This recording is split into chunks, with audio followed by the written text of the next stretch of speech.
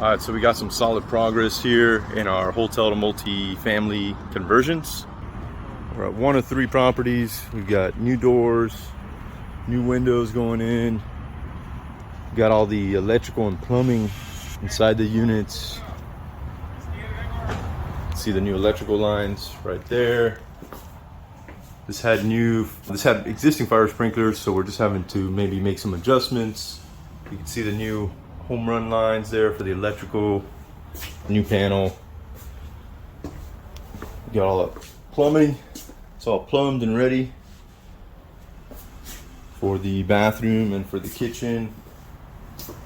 These are going to be studio type units. And the exteriors are also coming together. We got some great progress, staying within our timeline, and things are going pretty smooth. So just checking on things here in Jacksonville. We're gonna go to the second property, which is right across the street. Right there. Yeah, so going to check the other one now.